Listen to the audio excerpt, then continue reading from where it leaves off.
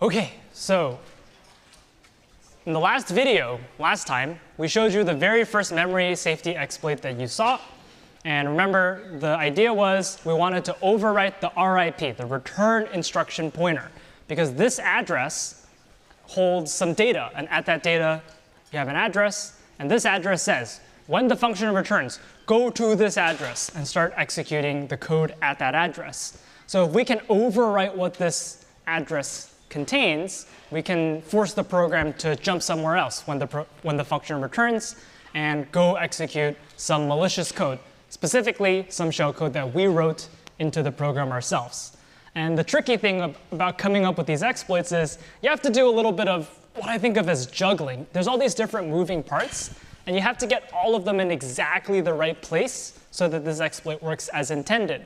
So for example, because I chose to put the shellcode down here, at the very start of the name character array, which is this part of memory, that means that the shellcode starts appearing at address BFFFCD40. So BFFFCD40. That's the address where shellcode starts.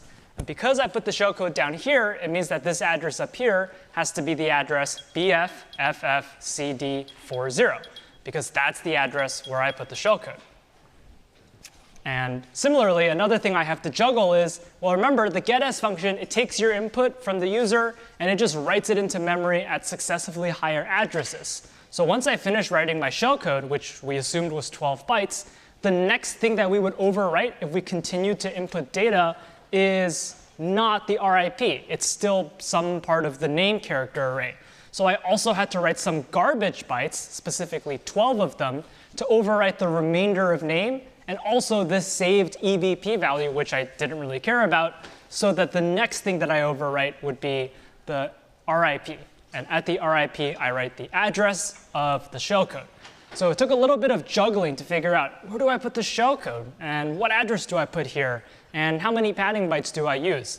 But by putting all the pieces together, we were able to formulate this particular exploit.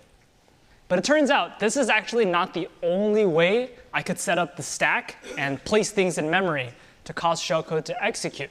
So let me give you another example of an exploit that might work. And maybe this is the one that you came up with. So maybe you thought, actually, you know what? Instead of putting the shellcode at the very start of name, I'm actually going to start by writing the garbage padding bytes. So I'm going to write 12 A's. And remember, those could be B's or C's or X's. Doesn't really matter. But I'm going to start by writing those 12 garbage bytes. And then I'm going to write the 12 bytes of shellcode. And this is also totally fine. It still achieves my goal of writing shellcode into memory. So these 12 bytes correspond to some machine instructions. Remember, that's x86 instructions translated into machine code. That lives in memory. I wrote it into memory. And because I put the shellcode in a different place, the address that I overwrite the RIP with, remember, this used to hold an address. I'm changing it to hold a different address. This address also has to change. Why is that? Because the shellcode no longer lives down here at address BFFFCD40. If I look at the picture, the shellcode now lives at address BFFFCD4C. That's a different memory address. So notice that when I write the RIP, or when I overwrite what used to be at the RIP, I am now writing the address BFFFCD4C. It's a different address. And the reason is just because I put the shellcode in a different place. But if you stare at this for a bit, you'll see that this exploit would have also worked just fine.